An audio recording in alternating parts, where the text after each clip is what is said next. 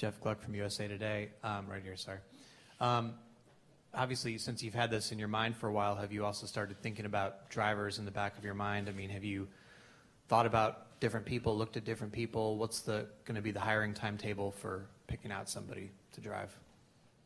Well, ideally, I think what we would like would be to have a experienced Formula One driver, probably someone who's familiar with the current engine package rules. They changed quite a bit even from last year. Then going forward, we would certainly like to have a young American driver. That would be the ideal situation. But at the moment, we haven't really narrowed it down. I know we've had quite a few people talk to us or send in applications about they would be interested, but we don't have anything at the moment. But other than the fact that we would need someone who is a experienced current Formula One driver that maybe becomes available in the next 6 months to a year, and maybe like say a younger driver that has a lot of potential. Whether that hopefully that would be an American driver. Right. Yep, Lewis. Louis Frank again. Back to you, Gunther. I assume Adrian Newey isn't available. I was wondering where you're going to get it. Who's on your short list for a designer? I think that I cannot say who is on the short list. We are in contact with people, and but it's also we just got the license awarded last week, and until you have a license, you cannot really employ anybody, or anybody would come and work for you, because they don't know if you've got a license in the future. So it's like, where are you? And now, as we said before, is the real work starts now. We need to get the people. We need to define if we start in 15 or 16, and we need to pick our partner. And out of that will also the main, not only technical people, logistical people, all the people come from where we go. And therefore it takes a little bit of time to get there, but we have spoken with people already. Viv Bernstein, New York Times. I read that Bernie Ecclestone said it would cost $1 billion over 4 years. Is that an accurate figure? Is that what you're expecting to have to invest in this? Well, it's going to be billions and billions. So let's not. Every week it goes up by another billion. We have a budget, and there's a lot of unknowns in it, but we have budgets for what the engine packages will cost, and those numbers are well known.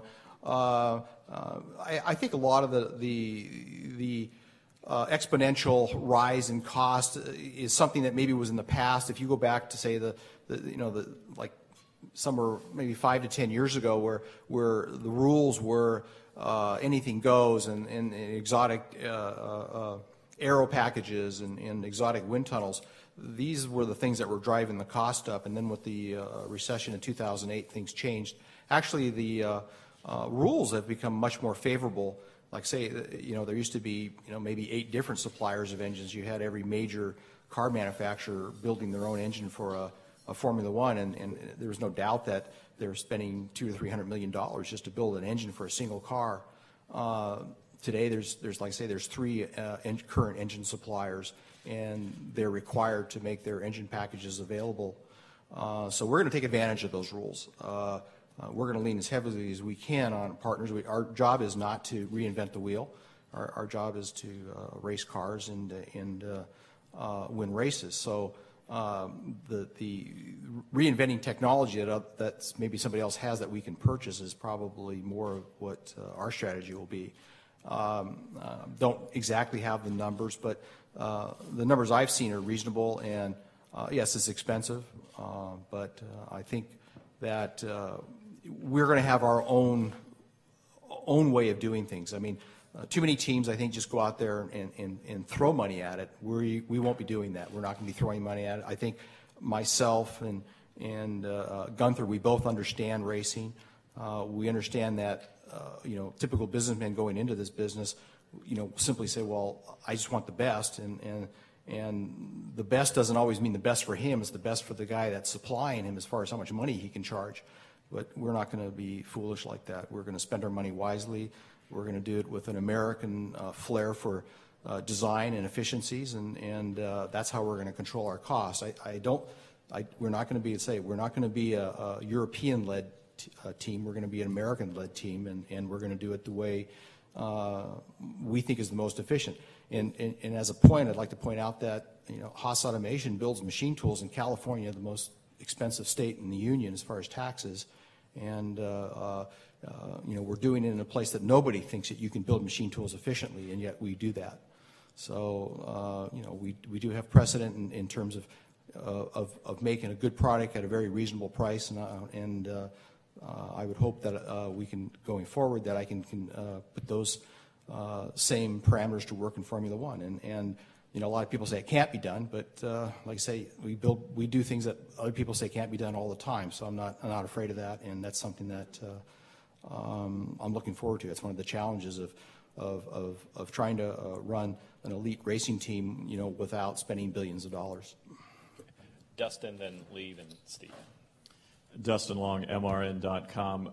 Gene, there's the story about the dog that chases the car every day, and it chases the car and chases the car, and finally it catches the car. Then the next question is, well, what's the dog going to do with the car, with the enormity of the... As you now embark on this stage, just the enormity of all this and how has it hit you, and you caught the car, so how are you going to handle this? And secondly, with the FIA's decision in delaying the license for you a few weeks, how does that kind of impact you for getting ready for next year? Well, the FIA delaying a license, that's pretty normal. They're a big organization. They have lots of technical people. They have lawyers. They don't make snap decisions. So I think they analyzed us quite a bit as, okay, is this team for real? Can they get it done? And they're not there to create problems for themselves. They want teams to show up. They want teams to race and to race competitively. That's their ultimate goal. So when I took on this or looked at this task, I guess it was like, when you first look at it, you go, wow, this is a heck of a challenge. I mean, how are we going to do this? But I went to a few races, and I tell you, it's interesting. I've been in the Cup garage for a long time, and they got wheels and they got tires and they have engines and they have lots of computers, and guess what? That's what they do in Formula One. I think there's a lot of magic and mystique to that. If you were just an ordinary businessman going into this thing, you could easily be misled into how to do this. But when I came back with it, it's a challenge. It's definitely difficult to do, but it's very similar to what we do now. So I can't imagine that this challenge is going to be impossible. We do this every day. We bring four Cup cars to the races almost every week, and they show up and they compete. And people have been questioning how we do that.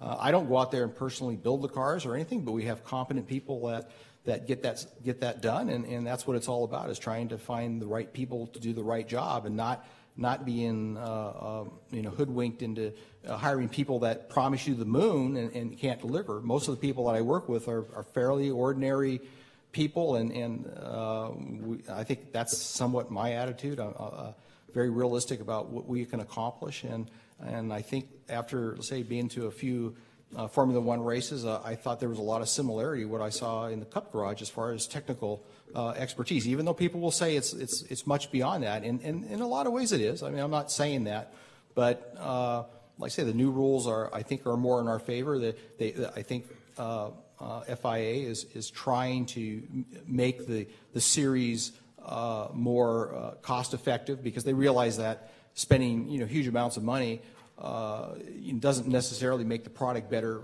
for ultimately the fans, and so they've tried to get away from that. And I think those rules actually lend themselves to the way we do things, of trying to have a similar packages that everybody runs, and the economics has done the same thing. A lot of the car manufacturers, for whatever reasons, have decided that they didn't want to participate in Formula One because of the fast changing pace and the amount of money that went into it. So now we're, like I said, we're down to 3 basically engine suppliers. So I think that works well for us. So we don't have to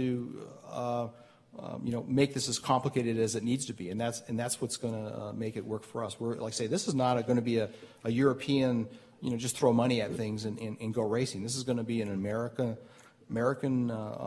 well-run, efficient organization. The same organization that you see at Stewart Haas Racing is what we're going to have, and the same kind of organization that we have at Haas Automation, which gives us the ability to build machine tools in the United States, where there's virtually nobody left in the United States even building machine tools. We do what other people say can't be done. And so I think this is just another face of that way of approaching the problem. That's what we'll do, and that's what we'll accomplish. Lee Spencer, motorsport.com. Gene, you mentioned the rule changes and such, but why do you think it's been so long since we've seen an American team compete at the Formula One level? Well, if you go back over the history of Formula One, there have been a lot of Americans competing. You have to go back to the days of Dan Gurney and Mario Andretti and a host of other names that have competed in Formula One. But I think when you go back a long, long time ago, those were in the days when there were like 20 different engine builders and everybody was building their own chassis, and I think there was a lot more confusion going on there. The rules weren't really laid down. I mean, if you ever watched like some of the older movies like Grand Prix and whatever, they actually had actual footage of some of these Grand Prix races. They had people standing in the streets watching these cars go by at 180 miles an hour.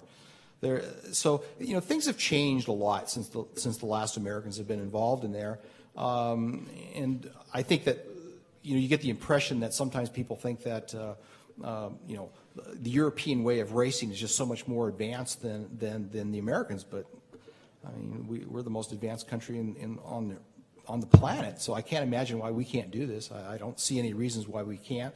Like I say, it's just basically racing. Parts are more expensive, and the coffee's a lot more expensive, certainly. But I think we could bring a more rational way to do this. And why other Americans haven't done it, I don't know. Maybe to some degree, Americans have thought that we don't need to worry about the European markets anymore. I mean, let's face it. In manufacturing, for a long time, said, those people overseas, we have big markets here. We don't need to worry about exporting stuff there, and we know how that all worked out. Obviously, by letting foreign competitors into our country, we gave up huge amounts of market share. Now we're having to fight to get it back. So I think that European markets are very important. I think Asian markets are important. Every market's important. So in the same way that maybe we thought that we didn't need those European markets and we don't need their racing, that's all changed. And I think those markets are very important. And I think the Formula One racing is as they keep highlighting, it's the Formula One World Championship racing. It goes all over the world.